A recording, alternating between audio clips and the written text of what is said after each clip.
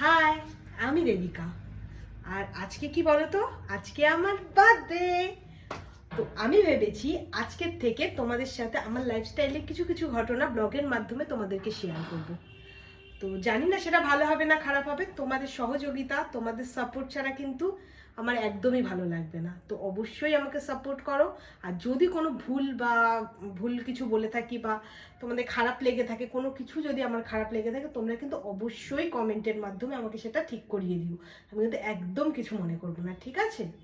চলো তাহলে শুরু করি আজকের ব্লগ। সত্যি কথা বলতে আমি অনেকের ব্লগ দেখেই ভীষণভাবে ইন্সপায়ার। তো জানি না তাদের মতন আমি করতে পারবো কি না, শুধু বলতে পারি চেষ্টা করব। আমার ব্লগটা দেখে যদি তোমাদের ভালো লেগে থাকে অবশ্যই আমাকে জানিও, বা যদি খারাপ লেগে থাকে কোন জিনিসটা খারাপ লাগছে সেটাও আমাকে জানিও, যাতে ভবিষ্যতে বা পরে আমি সেটাকে ঠিক করে নিতে পারি। ফার্স্ট ব্লগে এলে যা হয়, 19 ফেব্রুয়ারি সেই বার্থডে ব্লগ ল্যাদ খেয়ে এডিট করতে করতে যে এতটা সময় লেগে যাবে আমি সত্যিই বুঝতে পারিনি। আর ফার্স্ট ব্লগার তো বুঝতেই পারছো, এডিটেও যে আমি খুব একটা পরিপক্ত তা তো আর নই। যাকে আমি অবশ্য চেষ্টা করব এর পরের ব্লগগুলো যেন আমি 1-2 দিনের মধ্যেই এডিট করে তোমাদের দিতে পারি। দেখো, তোমাদের সাথে কথা বলতে বলতে আমার কিন্তু মেকআপ অনেকটাই হয়ে গেল। জানো তো, মেকআপ করতে করতে গান শোনা যেমন আমার একটা অভ্যেস, আর সেই গানের তালে তালে নাচা আমার আরেকটা অভ্যেসই বলতে পারো।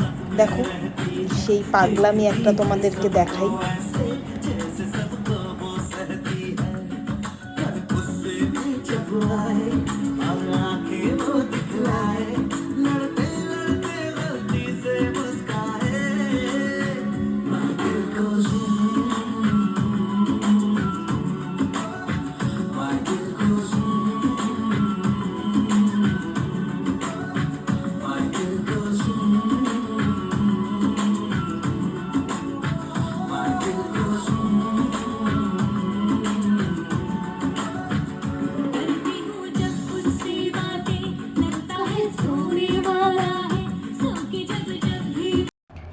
তারপরে হঠাৎ করে নাচতে নাচতে আমার মনে পড়লো, এক্ষুনি যদি আমার বর এসে বলে কি গো তোমার এখনও হলো না, আর আমি যদি বলি না গো অল্প দেরি আছে, তাহলে না আমার একটা ঝাড়ও মাটিতে পড়বে না, জানো তো।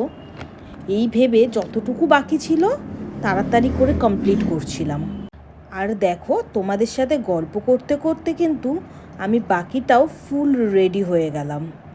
এর মধ্যেই কিন্তু আমার ননদ, তার হাজব্যান্ড, তাদের মেয়ে সবাই মিলে পৌঁছেও গেলাম ইনস্টাগ্রামের মোস্ট ভাইরাল ক্যাফে রিভারে। যাওয়ার সময় ক্লিপটা সামহাও ভুলে গেছি। এই ক্যাফেটার লোকেশন ওই রাসবিহারীর সাইডেই আছে। তবে ক্যাফেটা যদি বলো কেমন, আমি এক কথাতেই বলবো ভীষণ সুন্দর, জানো তো। তবে তোমরা যদি ক্যাফেটাতে যাও তাহলে আমি সাজেস্ট করব তোমরা গোল্ডেন আওয়ারে ভিজিট করার চেষ্টা করো। গোল্ডেন আওয়ারে কিন্তু এই ক্যাফেটা আরও বেশি সুন্দর লাগে, জানো। তবে কি বলো তো, এত সুন্দর ক্যাফে সেটা তুমি যখনই যাও আমার কিন্তু বেশ ভালোই লেগেছে। আলো ঝলমলে ক্যাফে, রাতেও ভীষণ সুন্দর লেগেছে। এর মধ্যেই কিন্তু আমরা সবাই চলে এসেছি ক্যাফেতে। এখন সবার ফার্স্টে যেটা হবে সেটা হলো বার্থডে গার্লের কেক কাটিং। আর তবে সেই কেক কাটিংয়ের ভিডিও আমি আমার ননদকে বলেছিলাম করতে।